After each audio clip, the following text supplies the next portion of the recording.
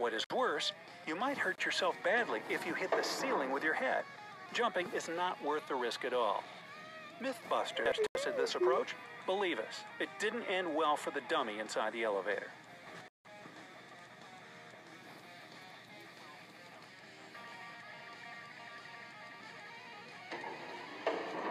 The next thing not to do, don't stand up straight.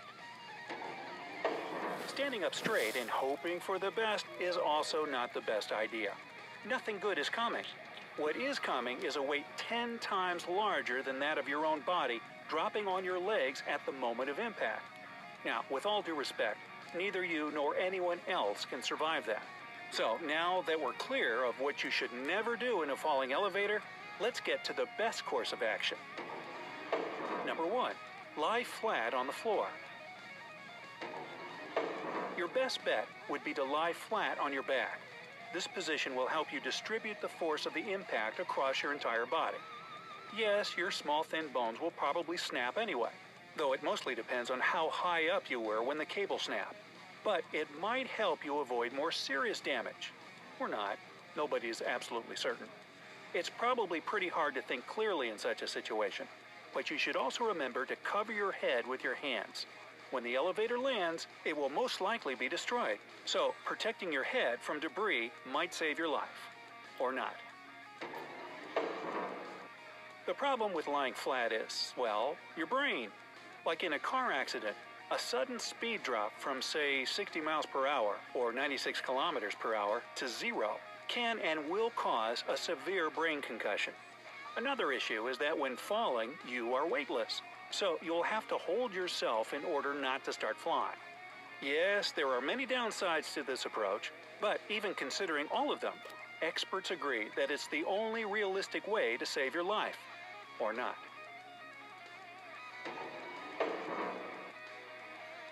You ever hear of Betty Lou Oliver?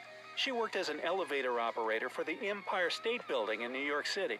She holds the world's record for surviving the longest elevator fall in history. She traveled 79 floors in a falling elevator and stayed alive. What saved her was 1,000 feet of cable that landed before the elevator did and smoothed out the fall. What's even more shocking, earlier that day, a plane crashed right into the floor Betty worked on. She survived that accident, although 14 of her colleagues didn't. We don't believe there are that many people who are so lucky. Of course, there are rumors that Betty went right out and bought a lottery ticket after that. On the bright side, no pun intended, elevator accidents happen extremely rarely. More people die when they step in empty shafts, oops, or get stuck in between the elevator doors. So watch your step and don't hurry. You can always catch the next one.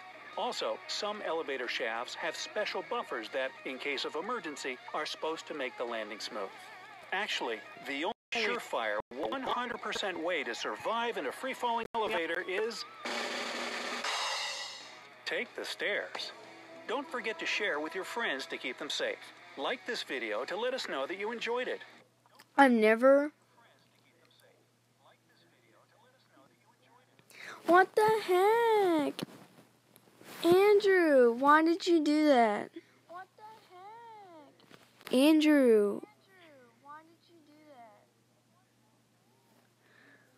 that? Why did you do that, Andrew?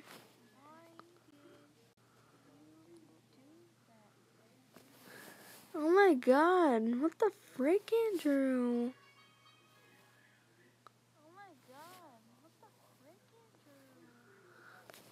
Okay. Wait, where's Andrew? Where the frick is Andrew? Where the frick is he? I ain't gonna do anything. I'm just like, where is he?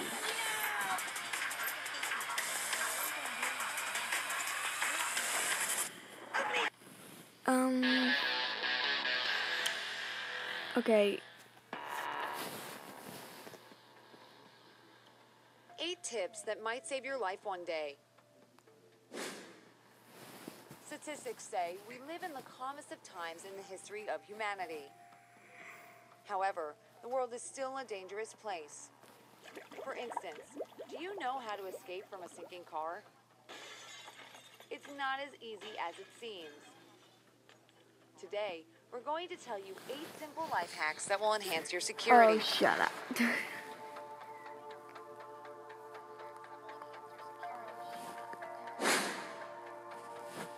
Number 8. Keys, money, and a charged phone. These things should always be on you when you're going out. No exceptions. Why is it important?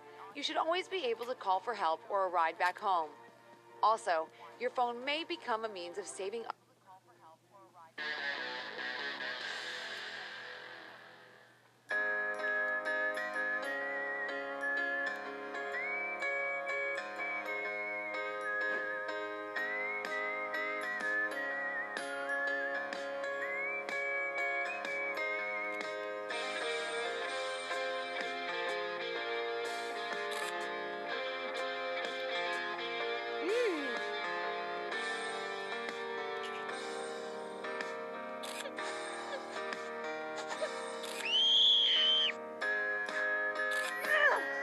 Oh my god.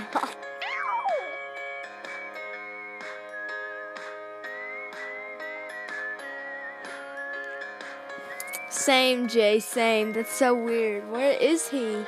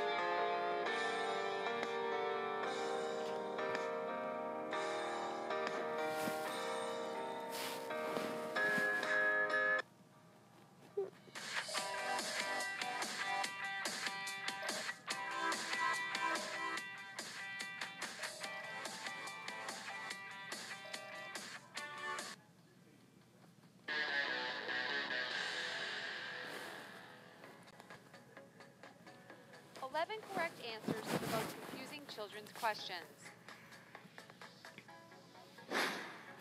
Sometimes kids' questions leave us wondering whether to laugh or cry. But for the child, it's important to learn the answer. They don't want to be ignored, lied to, or laughed at. Today, we've got the right answers to the questions that usually stump every parent. Don't miss our bonus at the end. It will help you understand your kids better, no matter how old they are. Question number 11. Where did I come from? Our advice is, be honest but don't go into too much detail. Here's what you can reply to your kid. When people love each other, they kiss and hug. Dad gives mom his cells.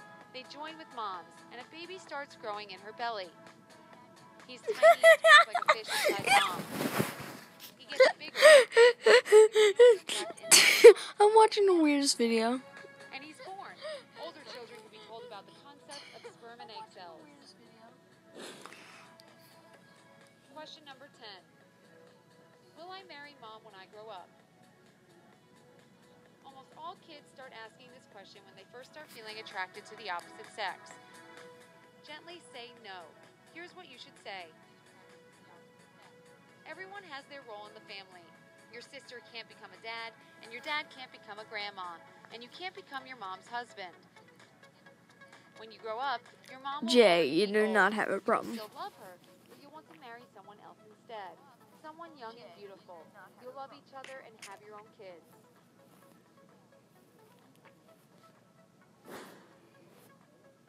Question number 9. Why are boys and girls different down there? Try to tell them about this without awkwardness. A child's interest in their genitalia is entirely natural. Here's what you can say. The differences are there so that children can be born. A boy has a penis and 2 testicles. A girl has a vagina and a womb. A special sac for the child they may one day give birth to. Oh my god. The boy and the girl grow up, fall in love, and want to have children. They join like pieces of a jigsaw puzzle. After this, a new child is born. I'm watching the weirdest thing right now. Question number 8. Why do you argue? Children subconsciously feel guilty when their parents argue. It's important for them to understand that it's not their fault. You can say, people argue because they don't always agree with each other's opinions. Children argue, and adults sometimes do as well. But we always make up because we love each other, and we both love you. I know, right? So do I. So am I, Jay. Like, I'm still like. Don't shush your child if they don't. Ooh, Andrew, laugh. We ain't going to the strip.